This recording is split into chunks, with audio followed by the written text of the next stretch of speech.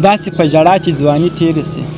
داسې په ژړا چې ځواني تېره سي مه رادرومه بیا چې ځواني تېره سي او نن که د بهلول په بېوسۍ خاندې نن که د بهلول په بېوسۍ خاندې ژاړې به سبا چې ځواني تېره سي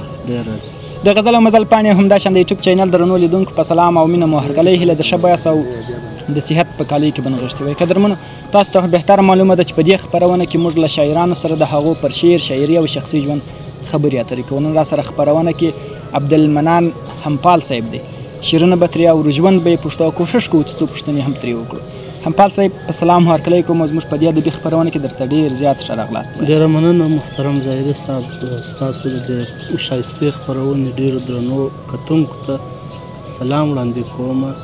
هیله ده چې دوی به هم روغ جوړ او زموږ دا مرکه په خوند سره در پای وګوري ډېره مننه همپال صاحب راځه د خپرونې په لومړي سر کې به غزل درنه اورو وروسته بیا پوښتنو ته راګرځو غزل د ظاهري صاحب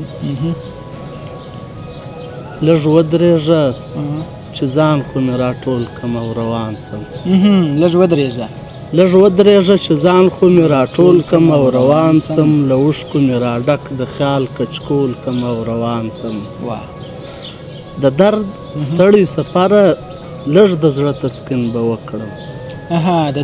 د درد ستړی سفره لږ د زړه تسکین به وکړم پر خیال به مې د مینې حسن شپول کړم او روان سم د ژوند دا یو امید به هم پوره کړم هغه دا چې ظاهري صاحب د ژوند دا یو امید به هم پوره کړم هغه دا چې د یار سره به اوه اسمانه تول کړم او روان سم دا بیت بیا مننه د ژوند دا یو ارمان به هم پوره کړم هغه دا چې د یار سره به اوه اسمانه تول کړم او روان سم د دشت او بیابان بوټي به ټول په اتڼ سر کړم د دشت او بیابان بوټي به ټول په اتڼ سر کړم په غاړه به ځوړند د هوا ډول کړم او روان سم باور لرم چې ستا تر تودې غېږې به در رسم باور لرم چې ستا تر تودې غېږې به در رسم همپال به دې د مینې سندربول کړم او روان سم لږ ودرېږه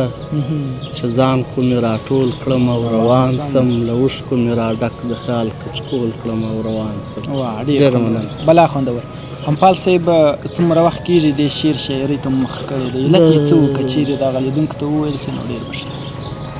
شاعري خو شاوخوا 12-14 کاله د شاوخوا کېږي او علت خو نو د شاعري د شاعرانو په خټه کې اخښه دي که اوس علت ځینې وپوښتې نو رحمان بابا وایي چې دا دستور دی چې له درده زګیروی خیږي که نه څه و د رحمان د شاعرۍ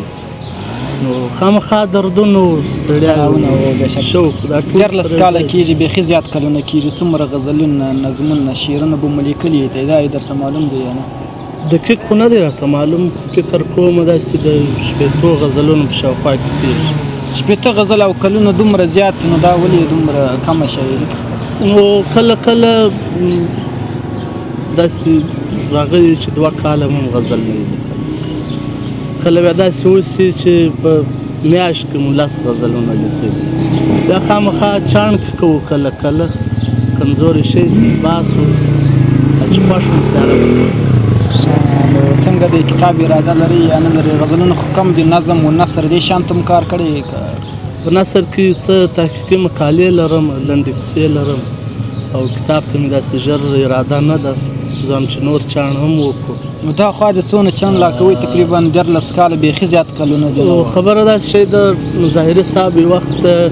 چې موږ تاسو غزل ولیکو ډېر خوند راکوي خو کله چې سویه لوړه سوه څو کاله بعد هغه غزل بیا خوند نه راکوي موږ داسې وایو چې داسې غزل ولیکو چې د خود ځای نه وي پکښې او بیا کتاب ته وسپارو چې داسې وسي نه ښه به سي اوس ځینې داسې غزلونه یې چې بیا شاعر په پښیمانه یې چې دا ما داسې وکړم راځه همپال صاحب مسلسل څو غزلې درنه اورو غزل دی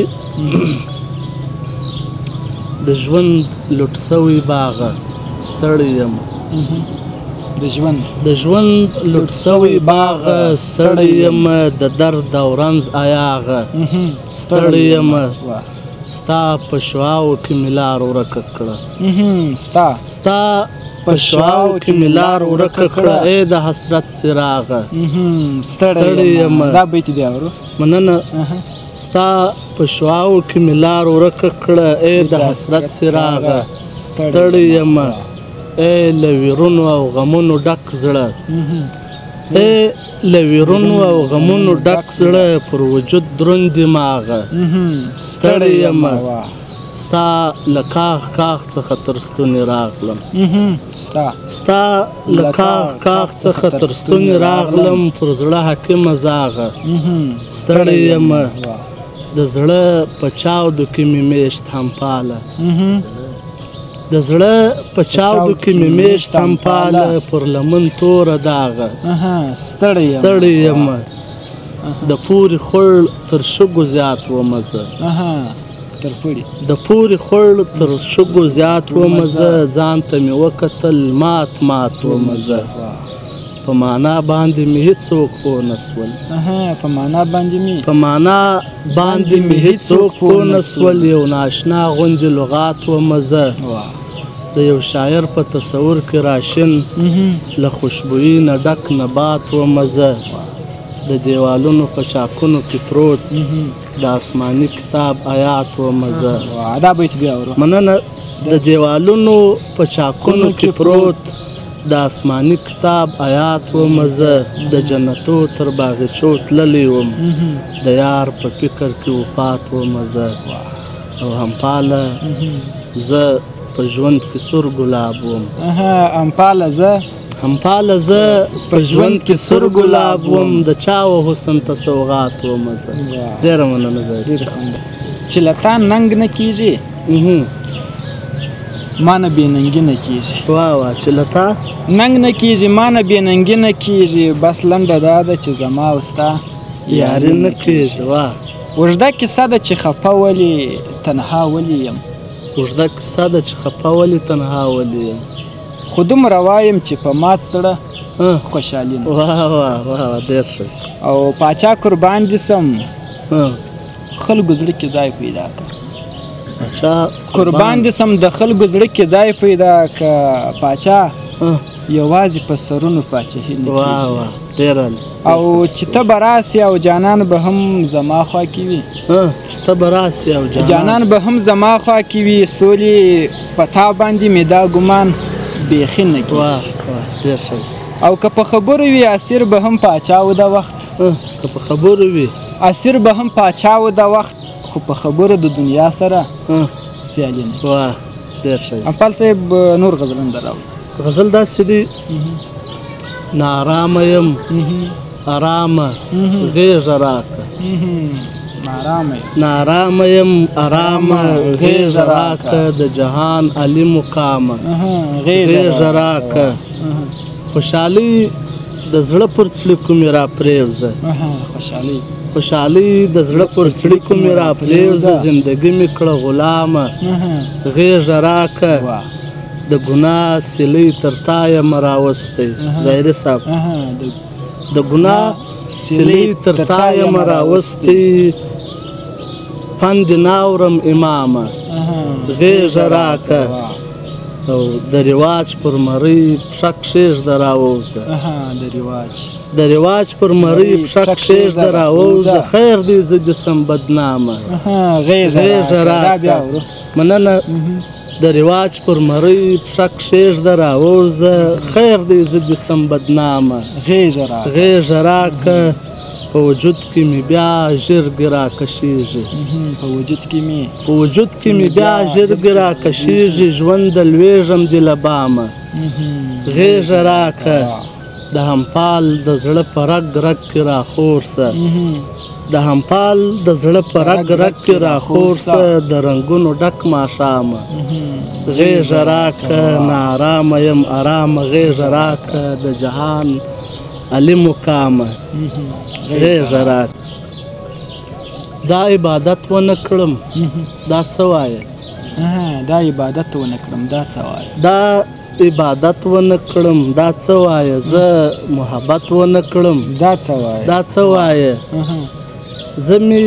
په ښار کې مینه ونه ویشم زه مې په ښار کې مینه ونه ویشم شوق د جنت ونه کړم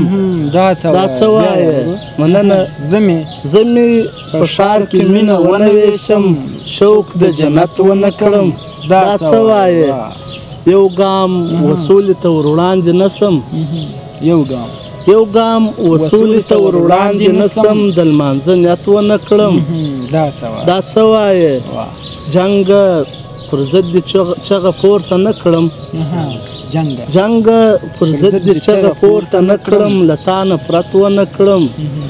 دا څه وایه څه په احساس باندې به نه ویاړم څه په احساس باندې به نه ویاړم د درد عزت ونه کړم دا څه وایه همپال له ځان څخه پوښتنه کوم پر زړه منت ونه کړم دا څه وایه ضرورت بچیش سخت در نه خفه یم ضرورت بچیش سخت در نه خفه یم چې غلام دې د هر سپي سړي د در کړم او نور مې وس نسته یارانو خو قسم دی نور مې وس نسته یارانو خو قسم دی صدقه به درته دا شیندلی سر همپال صاحب دا چې د خپرونې وخت ته ګورو فکر کوم پر خلاصېدو دی نو دوه غزله نور په دې وروستۍ کې درنه اورو بیا به خپرونه تلو غزل دی قبول کړی خدای د خپل طبیعت ناز دی چې خپور سوی د باران د څاڅکو ساز دی د پایزیب په موسیقي کې دی ډوب سوی د پایزیب په موسیقي کې دی ډوب سوی بې وزره یو مین کړی پرواز دی څه ساړه دردونه څه تاوده غمونه څه ساړه دردونه څه تاوده غمونه ژوند روان دی یو څو اوښکو په انداز دی له جهانه لرې خپل جهان کې ګرځې له جهانه لرې خپل جهان کې ګرځې لیونیه لیونتوب کې دې څه راز دی د ولس خوښۍ ته هر څه قربان کړي د ولس خوښۍ ته هر څه قربان کړي دا سړی ځکه په ټولو کې ممتاز دی دا چې اورې یې په څومره شوق همپاله دا چې اورې په څومره شوق همپاله غزل نه دی زما د سوي ساه اواز دی قبول کړی خدای د خپل طبیعت ناز دی چې خپور سوی د باران د څاڅکو ساز دی رڼا ټوله سوه ماښام سو یو مین سړی اعدام سو سپوږمۍ اوس څلا خوره کړه لمره ستا چې کار تمام سو زما تندی له ګونجو ډک سو ستا هم مات د حسن جام سو ستا وطن چې د سر درد و ستا په وجه دل آرام سو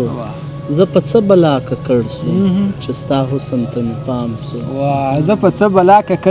څه بلا ککړ سوم چې ستا حسن ته مې پام سو همپال لاس پر تندي کښېښود ستا ښایسته په سلام سو دا وروستی بیت بیا اورو مننه همپال لاس پر تندي کښېښود ستا ښایسته په سلام سو رڼا ټوله سوه ماښام سو یو مین سړی اعدام سو ډېره مننه همپال ډېره مننه کور مو آباد څو بربنډه حسرتونه پشکې میشت وه څو بربنډه حسرتونه پکې میشت وو شږ مې هغه د زړه زور اختر کې نه وو تنهایي کې مې غمونه میلمانه وه مسافر وم زما کور اختر کې نه وو دا بیتونه د مسافر ته ډالۍ ډېره مننه همپال صاحب دا چې د خپرونې وخت ته ګورو نو وخت پر خلاصېدو د ډېره مننه چې موږ ته مو وخت راکړ حق خو زموږ کې ته باید چې موږ درغلي وای خو چې تاسو راغلاست نو ډېره مننه ظاهري صاحب انشاءالله تاسو به هم راځئ موږ به هم راځو د اړیکې به داسې پالو خدای مو ورکړله تاسو جم راولي او موږ جم ورکړله د غزل او مزل پاڼې همداشان د یوټیوب چینل درنو لیدونکو دا و له همپال صاحب سره یو کوچنی شانتي بنډار تر بیا چې موږ تر یو بل شی راځو نو پر همدې ځای اجازه راکړئ د لیاله په امان